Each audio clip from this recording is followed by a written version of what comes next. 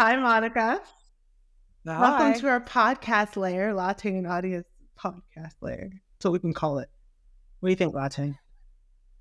Yeah. Let's just rename it again. Let's go through that branding naming. Oh, we sequence. just finished a branding exercise. What are we going to name it? Yeah, anyway. What did you name it before? We didn't have a name before, but now it's Seaberry Talks. Then Simple. like But it means like the company talks. It's talks with us. It works on lots of levels. Felt like a duh moment. So we're rolling with it. Anyway, welcome to the podcast. So glad to have you and really excited because I feel like this podcast was one of the first ideas that I wanted to delve into, and it's about story and telling story through design. And whether or not designers are storytellers to begin with is a question Latte and I were posing to each other when we were talking about all of this. And one of the first things we thought we should just have everybody's thoughts on when it comes to story, because it's a big thing that comes up when you're talking about design with other people, is what story means to you, what it means to me, what it means to Latte. And for me, I think like in the most basic way, it's something that has a beginning, middle, and end. And I think designers in a lot of our work, and I know for me in video, a lot of what I do, I try to have that beginning, middle, and end, and something that transforms you. Where you are in the beginning is not where you are in the end. And you can do that through changing in the protagonist or changing how someone views the world or the emotions that they feel. And I think story can sound like something that's simple because you're just communicating. Like, oh, well, I communicate with people all the time. But I think that real story and people who are storytellers would be somebody who took on the responsibility of shaping how someone sees the world and infusing meaning and infusing emotion and thought into what it is that they see. Because like in video, for a lot of times when it comes to scripting, when you first start out and you start getting used to it, you'll just pick the best quotes that someone gave you and put them in a row. And it doesn't actually say anything, but it's just like the greatest hits. And I think storytelling is being able to look at your elements and figure out where they connect and what is meaningful and what's powerful, and trimming that down into something that actually says something to someone else and something that matters. So that's story for me, but that's from the video side. Monica, for you as a graphic designer, which I think is something a lot of people may not think about story when they first hear graphic design, what does it mean to you? Well, here's how story can be translated into graphic design. Okay, so do you remember, I don't know if you had it, when I was really young in school, we would have stories and then they would replace some of the words with pictures? I don't remember what those are called. And then you'd have a sentence and then it would say, Andrew walked instead of dog, the word dog, there would be a picture of a dog today. Huh. So graphically, it's the same thing. It's a story, but all the words are turned to pictures.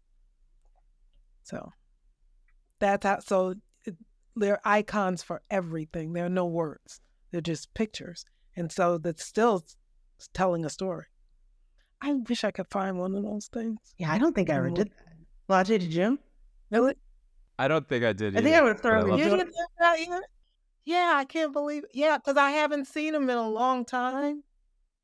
But I don't know I don't remember what they were called, but I'm going to find that. So it was that the words that were written, you would replace over time with pictures, pictograms, to kind of?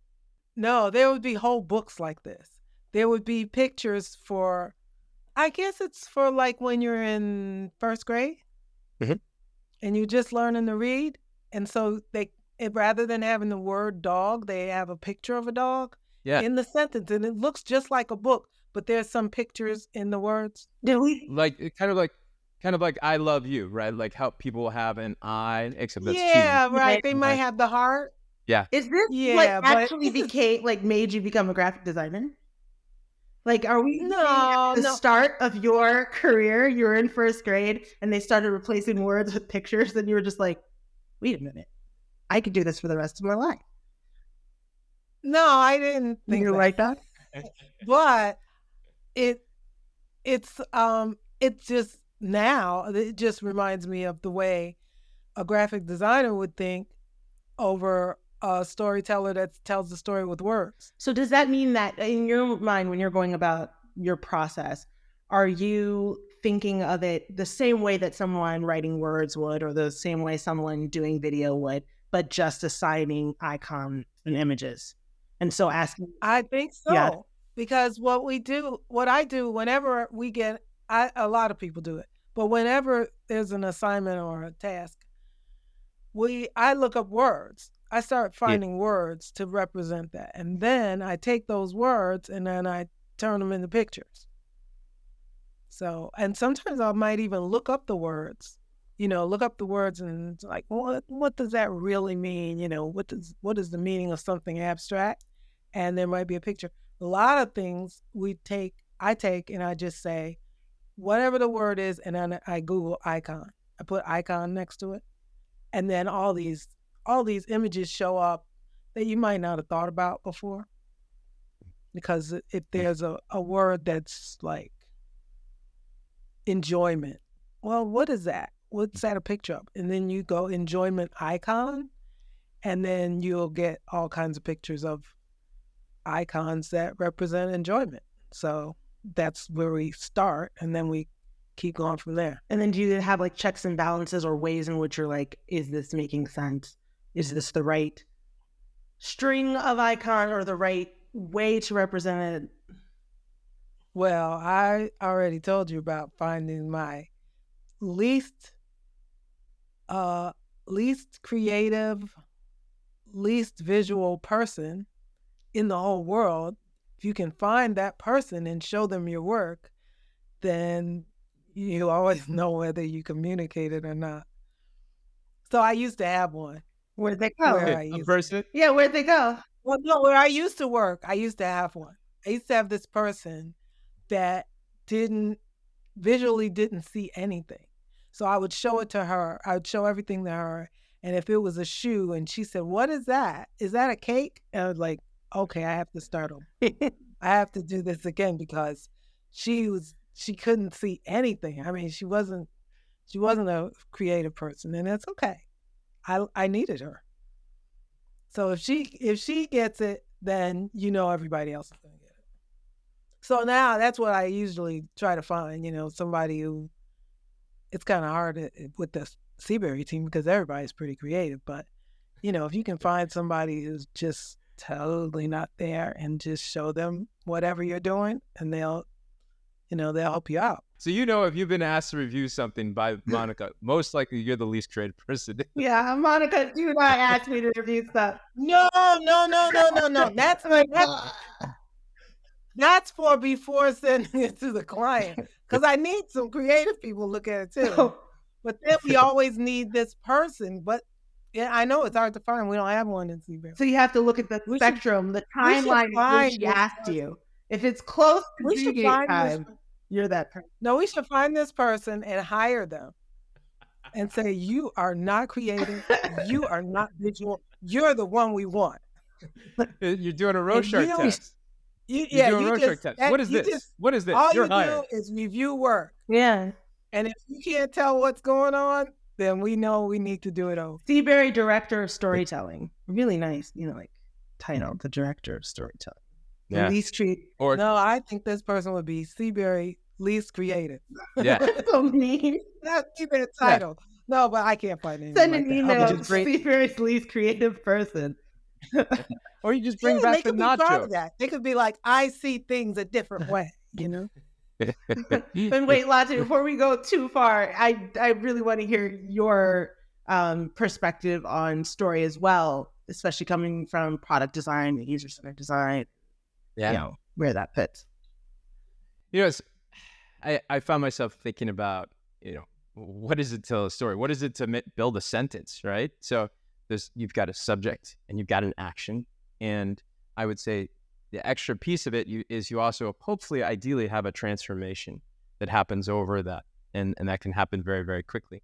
I have kind of a cheat sheet in user-centered design, which is we use a process, right? So the process can be a whole bunch of things. If you're talking about a project, that's typically research, analysis, synthesis, and realization, right? So over that, you are getting through a story. But if you talk about it in terms of a user experience, there are a lot of different frameworks around there. You can talk about, I'm going to simplify things by just saying you can start with beginning, middle, and end. You can start with enter, experience, exit, right? And then there are a whole bunch of other ways to describe that. So there are a lot of ways to get into that, into those details that get to story. But to shortcut it, what I would say is what I end up using a lot for story is metaphors. Metaphors are my cheat sheet to tell stories really, really quickly, because I'm usually communicating and working on projects that are really complicated, and we're trying to get to complex. And the difference is complicated is what's in the system, is all that extra stuff that you need to remove. And you're trying to get to elegant, which actually ends up oftentimes taking the form of complex. But to communicate that something that's complex, you really have to be able to find a way for many, many different types of people to make sense of what you're describing and working on. And so metaphors, honestly, are kind of my shortcut to storytelling. And I had never really thought about it because I don't think of myself as a storyteller, but I've got metaphors. And so I would say that that's probably my way through. And that's what I depend on. The only thing I find about metaphors is they're like social. Mm-hmm. Like you've grown up in a certain place in a certain way, and the metaphors that we have might not be the metaphors that someone uses from another country. 100%. So how do you cross that? Yeah, that's beautiful.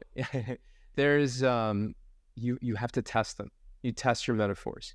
What I found is that, for instance, when I was in college, the metaphors or the stories that we would tell to get through conversations, those weren't really metaphors. They were kind of shortcuts to conversation. It was usually movie quotes, right? Like a movie quote summarizes how you're feeling, and everybody could relate to it because we all generally were from a certain generation, grew up, da da da. But then what I found over time is the metaphors that I come back to again and again are the ones that I'm prototyping. Just like you were describing how you're testing your ideas with the least creative person to see if it actually is sticking. What I found is I'm testing metaphors a lot with different people. Honestly, I have, on this latest project that I'm working on, I've got restaurant, all to describe the same thing, mind you. I have restaurant metaphors. I have plane metaphors. I have car metaphors. I have orchestra metaphors, all to describe the same thing. And I'm just trying to figure out which one is actually sticking with people. And it's amazing to see, if I get 5 out of 5 nods, then I know I'm in a great place. If I get 1 out of 5, that's probably my nod. And I know that I haven't quite stuck the landing. And so it's really about being sensitive to your point. But metaphors are a place. It's not the place. It's just one of the methods of trying to cut through all of the details. That's what I think. So I feel like in our morning meetings, the thing that comes up a lot of times is the question of why. We'll be looking over work and like, oh, that's an interesting color that you chose, but why? And I think that even goes with what you're talking about choosing metaphors. Which metaphor? Well, if you ask yourself, why would you go down this road or why would you go down that? It kind of helps you to start to define what your story is and answer questions of, well, if I'm telling this story, then I should probably do this. Monica, you've always had really interesting thoughts on why and being really intentional in your design. Yeah, that's one of the things where I asked, well, why would you do that? And it's not saying that you shouldn't do it. I just want to know what your thought process was that got you to that conclusion and got you to that end. And so yeah, I usually ask, why did you do that, or why would you do that? Well, not more why would you do that, because why did you do that? That's okay, but why would you do that? Because that's consistent. Like you're gonna do it again. So why would you walk to a mailbox? If you have a mailbox on your house or something like that. Well, there might be an answer. Oh, well, the reason we did that is because this person needs to walk. Whatever. There's always an answer that gets you to the end of the problem, and you go, oh, that's why they chose this. That's why they chose that. because you just ask them, why would you do that? Why would you choose this color? Why would you choose another color? Maybe you wanted it to be peaceful. Maybe you wanted it to give excitement. But you don't know unless you ask the designer why they did it. I feel like a lot of times those moments coming from video, like watching Monica dissect like a publication, they feel very mind-blowing to me because as an outsider. I remember one time and this has happened multiple times, so you're going through a publication and I'm like, oh, this looks so good. Oh, yeah. And I feel like if I were doing video, I probably would have had more to say because I know it better. But I'm like, oh, yeah. Mm-hmm. And you're like, well, wait, why are we using these shapes for this publication? Like this company deals in this thing, and I don't see how this shape relates. And then it's like, oh, snap. Monica just brought in this depth to it of this question of why that made it realize, oh, wait, the elements within this publication, the shapes that we're using, the colors that we're using, aren't relating to what the company does or what they believe or what they hope people will understand about them. And I feel like seeing how graphics, particularly how shapes can have so much meaning, has just been really fascinating for me. And watching you dissect stuff has always been like, that's amazing. How did she? I didn't realize I was doing all that. And it's usually that'll come with a situation where you're like, well, they didn't teach you that in school. Yeah, because a lot of times, but you could say, oh, but it looks so good. Well, it looks so good, but it's, for a food product, and you have it looking like it's a tech product. You have it looking like it's an ad for the Matrix or something, but it could look good, but that doesn't have anything to do with the sensation you get from eating this particular food. So that reminds me of a term which is world building, right? So world building generally comes from sci-fi, fantasy. If you think of world building shows are things like Game of Thrones or Star Wars, right? So The Matrix, actually, Monica, you mentioned. So those are pure creations of just fiction, right? They just come out of what seems like thin air, right? But what they've done is they've encapsulated and created this entire thing that people start to explore. And then fan fiction is just built on top of it. It's not like characters from Star Wars suddenly end up being, I don't know, in an old Western on Earth.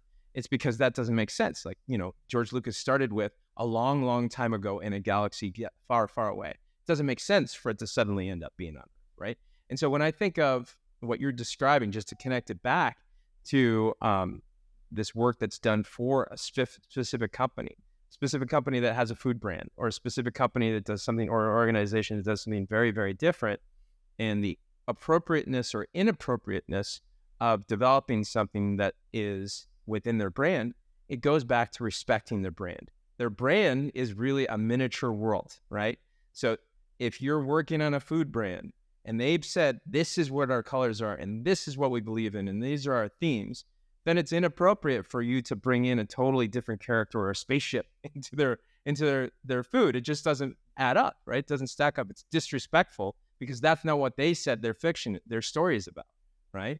So I think that that's kind of what you're getting at to a certain extent. Maybe I've taken it really far afield. But No, that's it. Yeah, you're everything you do has to have purpose, and it has to relate to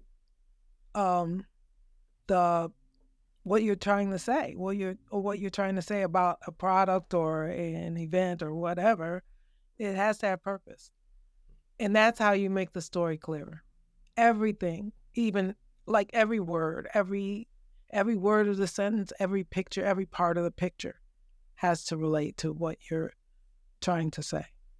So when you start a project, what are the things that are going through your mind? And Latte too, because you guys will end up with you're designing a product, Monica, you're designing graphics, publications, logos. What are the things that are going through your mind when you first start to help you stay on the path of communicating a story to an audience and making it meaningful, making it matter? From like the high level to even just like, what is my bullet point going to look like?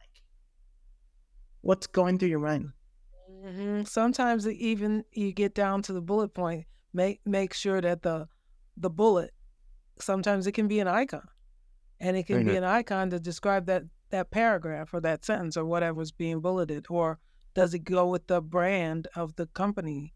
Like, change the color of the bullet so that it's their brand color. But just every detail, you just make sure that it's telling part of that story, and it's a process of elimination. So then you eliminate things that aren't telling the story. So you might start out with a whole bunch of stuff on there, but then you go, well, that icon really isn't worth it as a bullet because it's not really telling a story, or it's too small. But if I just change it to the color of their brand, maybe that tells the story. That part of the story is that what we're talking about has to do with this brand of this company or this organization. Yeah.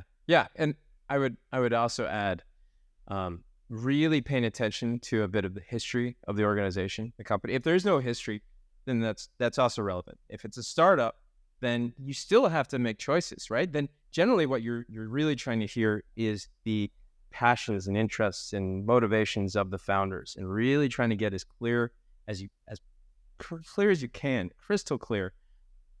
How do they dress? How do they carry themselves? Is that in line with the brand that they're imagining is going to be in the world? If the brand already exists, then is this new thing that you're working on with them an extension of their existing brand? Is it actually meant to instead be the antithesis of their existing brand? Are they trying to make a nod to where they are, or do they want to stretch? And so all of those questions really play into how you end up building that story for them and help them. And maybe they already have their own story. This is a very, very important thing. You might just be actually not the storyteller yourself, but you might be a person that's helping them in telling the story that they believe in. This gets to something that I love, metaphor, which is Inception. The Inception movie is a perfect place to think. Have you seen it? First of all.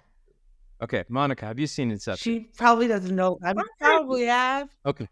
I probably have, but I fall asleep on so many movies. We're not gonna lie to you. I'm pretty sure we've forked you. I'm sure I've seen it because I saw a commercial. I think it was for Inception, and I said, "Oh, I've never seen that." And then I was told, "You saw it." What? All right, so I will not. No spoiler alerts here. Allow me to do this setup for a second, which is very, very short. Inception. The basic idea is that you can embed a dream that you have in somebody else, so much so that when they wake up, that is their dream, that is their motivation for how to go through the world, okay? What I find oftentimes is the case with a project that I'm working on for a large organization, smaller, is you have to actually accept Inception from them or help them embed Inception in somebody on their team, which is to say, sometimes if you're working with the founder, they already have their own idea. They have their own dream. Sometimes you have to help them push the rest of their team to believe in the dream that they have. Or sometimes you have to help them understand that the best dream, the best possibility for their own organization is the dream that you and your team have helped create for them. And that is one hell of a trick.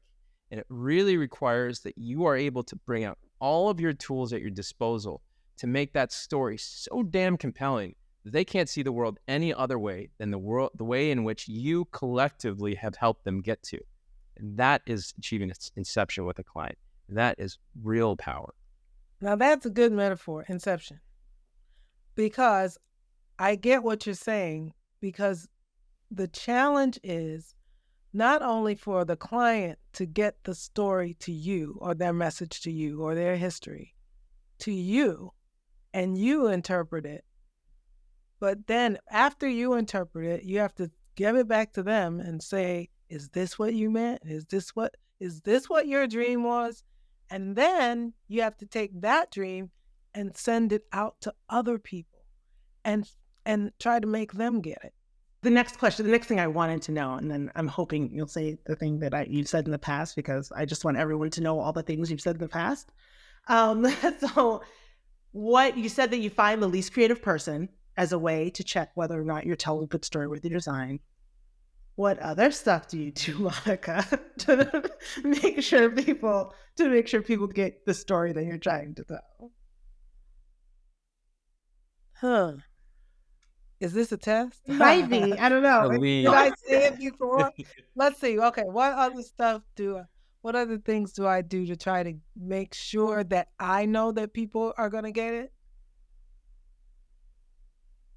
I don't know. Tell me. You had just the last time I was talking to you about this, really well. I mean, if it's a brochure, I read it. And if I'm falling asleep, guess what? That means it's boring and I should rewrite it or restructure. Oh, well, okay. That's a good one.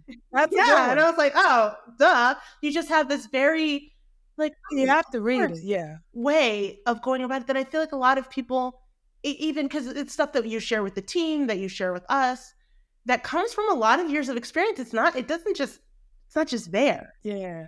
Well, I was the kind of person, I told you I fall asleep on movies. So it's really, really have to bring it to keep me awake. Well, that's good for me, because I used to, when I was young, I didn't even like most books because I thought they were boring. I like a lot of things now, but then I was like, that's boring. I don't want to read that. So yeah, if I can stick with it, then it's probably pretty good. So yeah, I read it. And if I think it's boring, then we got to start over. Or if I think the colors are boring, then we got to start over. I think that's probably how we got to being colorful culture creative, that we like color, because I use bright, intense colors in everything I do because, okay, maybe it keeps me awake. I don't know, but yeah. So that's one of our trademarks. So we could say our graphic design will keep you awake. That's the next tagline. Next generation. That's the next tagline. Right? Our work will keep you awake. What about you, Laate? What things do you think about? I actually think a lot of it goes back to skills for me. Like I remember I have this really, really vivid memory in grad school. One of my classmates was so good at visual design, just so dialed in. He just did beautiful work. So he and I were both in a product design class together. We got to do this project at Motorola. We got to go to Motorola studios and present our ideas for the future of the cell phone. This is right after the Motorola Razr had come out. And his name's Young-Gun. And Young-Gun, I'll just say, when he went into the first presentation, his English was not so strong because he had come directly from South Korea, directly to grad school, and yet his visuals were stunning. So what he said was, I took cell phone and I took Lego and made Lego cell phone. And people's jaws just dropped because you could just see it. It was just so obvious how you would actually have a Lego cell phone and you'd be able to take parts off and turn it into something a little bit different. And he actually had this idea that it could turn into a remote control car. This was at a time that apps didn't exist. It was stunning. Everybody just looked at it and were like, well, I would buy one, right? How would you make that? Doesn't matter. Part of awesome. So the cell phone turned into a car? It was a cell phone that had all these capabilities that just made it modular. It was just this really cool, visually gorgeous thing that really was presentable. Had a screen, of course, and it had all these buttons, but it just looked like it was something that Lego would have done as a co-branded effort with Motorola. And it was just perfect. So, and we still don't have this? No. Yeah, there are companies that have done things somewhat like it. So that was his, right? So he presents this thing and jaws just drop. Yeah, my brain just broke when you were describing it because I was like, is this real? I'm so confused. And then I was like, no, that was could be real. Yeah, it could be real. And so I also had some fun, cool ideas, but I didn't have his visual skills. And this is the separation. So his story was all on screen. My story was half jazz hands because I didn't have his technical skills. So I knew what I wanted to do, and I actually had this idea for an app. It was actually it was really cool. It was a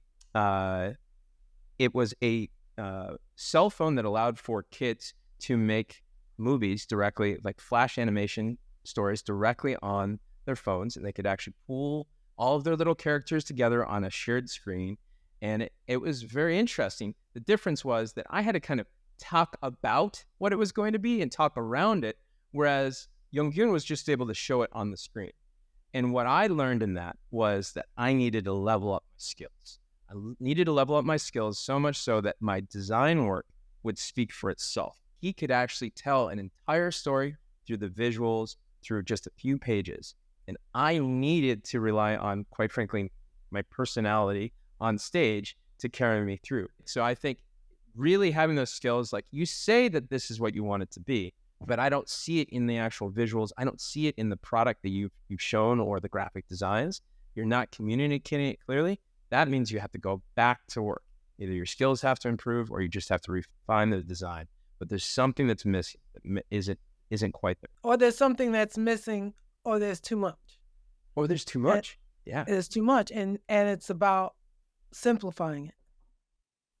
Because it sounds like your friend was able to take something simple and something else simple and come out with something that's simple. Elegant, yeah, in the end, yeah. Absolutely. Lastly, there was something that you mentioned about jazz hands. Yeah.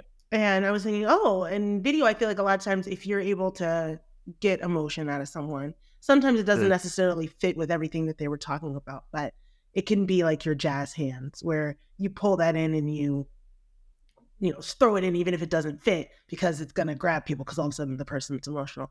What things should people watch out for, or what are kind of those typical things people will do to try and convince you that something's telling a story that's not, that maybe if you're a designer, if you're starting out, you should refrain from? Well, I would say this of our clients as well. Please use fewer animations in your PowerPoint. Please don't get overly creative in using different methods. There's a real need to respect how language shows up in a sentence. To use all capitals occasionally means you're yelling at that point in the presentation. If you are using multiple fonts, you're not driving home your point, you're confusing people. So going back to this idea of reduction or being simple, that means that you're making really tight choices to get your point across. If you are getting too creative per page, it means that you have built a building that is hideous. It has wallpaper in one room, paint in another, plaid walls. It is something you won't want to live in, and nobody will want to live in it with you. And so it is critically important to make high-level decisions up front. You can always revisit them and say, you know what, actually, I was making my PowerPoint to look like a Tudor building, and you realize you need to do something a little bit more modern. That's fine. But you have to make a choice or a few choices and stick with them and see them all the way through, because you have hurt somebody's brain if they have made it through your PowerPoint and had to wrap their heads around multiple font choices and changes and color theme changes, et cetera, et cetera. You have hurt every designer in the history of mankind, and you have likely, without realizing it, actually really negatively influenced anybody that's on the receiving end. You took them through too many genres, and they were trying to pay attention, but you confused them. So it's really important to be very specific and make choices only a few times and stick to them. We usually that's true. We usually only use one font in a presentation because the people are looking at it. They don't have time to figure out what this font meant, what that font meant. We're trying to tell a story again, but it's not about different fonts. So. You also hit at something Monica's always doing as well. She always makes us read the text out loud. It's like you're saying, you can be unintentionally yelling at someone. And like your Right. text says something too. Your text is telling the story. And if it's bold, it's saying it's really important. And if it's all caps, it's very full of energy, or you might be yelling, or it's also really important. If it's not, if you have a word that is supposed to be important, that's not bolded and not capitalized, people are going to ignore it. And if you have type that's too small, sometimes it turns into that the fine print. Like if you're yes, and if it's let's be the fine you print, want it to be in fine print, but otherwise it's just your whole message like became a radio. On the radio, yeah, the disclaimer. Okay, is that what you meant? Oh my God. Sorry, I've got to include another big part of storytelling, which is so we've talked about the visual side, but there's also the presentation side, right? We as designers have to present our work, sometimes internally, sometimes externally. You have to have that story down. You're rarely does your message just kind of live on its own. It still needs somebody that is actually communicating it. So you have to, and it can be uncomfortable, you have to be willing to get on stage to present it. And that's part of the storytelling process. Your work is not done when the visuals are done. Your work is not done when the brand and the deliverables are fully packaged. There's still a communication. Maybe that's via email sometimes, but more often than not, it does involve engaging with the client and walking them through the work and the decisions you made. So even knowing what to keep in and knowing what to keep out when you're describing it is critically important. So you have to actually train yourself to be a public speaker. Even when public just means one or two people, you have to be comfortable with that. And it's a really important skill. And I think there are a lot of people that hide in design because they think that their work can stand for itself, but it can to a certain extent, but it doesn't mean that you're actually going to get noticed yourself. So it's really important to actually be able to speak up and be able to communicate your visuals, the work that you've done to an audience. Yeah, I was thinking about what Latte was saying, and it reminded me of, we were going over the website this morning, and you said, oh, should I take off those? You had some patterns on there. Or maybe that was you wanted to know if you should take off the patterns, and there's the question again. Well, what are the patterns doing? What do they mean? Are they helping to tell the story? No, I know exactly why I chose them too. Not in that spot. No, they weren't. Yeah. So we got rid of them. And I chose them in a moment where I didn't know what to do. And so I was like, I'll just fill the space with some color, some things, and it'll make sense all of a sudden. And then doing that, I was like, this doesn't serve any purpose. I just was kind of uncomfortable with my inability to tell the story at that time. So I just filled it with stuff. Yeah. Which is what you do when you start. Right. And then there's the process of eliminating things that don't have anything to do with the story. Yeah. I didn't realize how deep the well went in talking about story. And I honestly learned a ton through this conversation. I'm so glad that we had you here, Monica. I really, when I heard story, I was thinking, I'm not the storyteller here. Let's just let Adya and Monica talk. Maybe it will just be Adya talking. So I'm really thankful that we walked through this. And honestly, I know that we're going to be having more of these conversations, and I want to learn a lot more about those visual books that you were referencing when you were a kid. Yeah. So we're going to have you back, okay? And we're going to talk about more of this stuff. So thank you so much.